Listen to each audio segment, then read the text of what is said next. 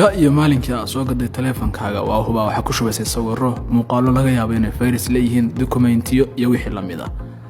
kadibna taleefankaagii waxa uu keenay culays dabkii oo degdeg u dhacaya iyo sidoo kale in aadan waxba ku shuban karin oo markasta kugu wargelinayo inuu buuxo xalay u dambeysay in dhalinyaro aan saaxiibnahay wuxuu ulaaniyo taleefankayga wax kasto ku jiray waa dhiliiday haddana saasoo ay tahay wax yar baa banaanaanaya wax ku jirana garan maya muuqaalkan maanta waxaan kugu tusayaa meel haddii aad tagtid meeshaas kadibna sida aan sameeyo aad samaysid waxa awood u yeelanaysaa inaad soo dhiliidid waxyaabo badan oo aadan awal arki jirin awoodna u lahayn inaad dhiliidid muuqaalkan oo kale hadda ka hor baan sameeyay laakiin waqtigaas dadkii u xidhnaana aad ba u yarayeen waxaan malaynayaa 10,000 bay ahayd sidoo kale haddeer waxa batay codsigiisii oo ilaa iyo heer waxay gaadhay asxaabteeda caadiga ah oo isnaqaanay anigu isku gurigana aan ahayn ay weydiiyaan kaba soo tag messengerka iyo instagramka iyo ciidii markaa whatsappkayga haysata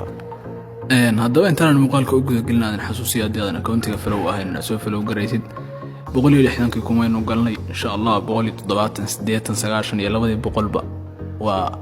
coming soon way waqtigii ballantu wali lama gaarin 23 bisha bay ahaydeen 200 kun iska xidhno insha Allah waa aaminsanahay biidnillah inaan xidhi doonaa in hadii lahayd waxa soo furanaysaa koolka taleefanka kadib halka waxa ku qoraysaa xidig 4G9900 4G kale dadkii waagaas ila joogay oo 10,000 ahaa oo aan muuqaalkan hore u sameeyay hadii ay kamid ahayd la jambaa tahay si gaaran ku karaameynaya commentiga iyo soo qor oo ay dhawaa joogay waqtigaas commentiga si biin buu xaq leeyahay halkan markii saan oo kale ay kugu soo baxdo xataabana sameesha ay ku qorantahay delete damp state lockout halka markii aad taabatid delete successfully way wala delete wixii taleefankaaga ku jiray oo aadan adigu arkin dan waxa arki doontaa taleefankaaga inay ku soo kordhaan GB markii hore uusan lahayn tusaale hadii uu 32 GB ahaa oo ay ku banaanayd 10 GB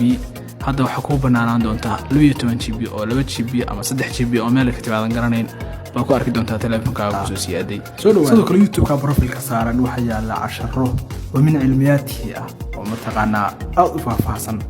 hadaad awoodid soo booqo aysan ku dad ba waxay dhahan YouTube-ka niyo ma aan aragan wax geesariyay marka profile gashid Instagram ku jirto taabo waxa isku saaran Instagram iyo YouTube marka waa ka hoose hadii kale YouTube search wax ku qortaa bara cilmi waa helaysaa insha Allah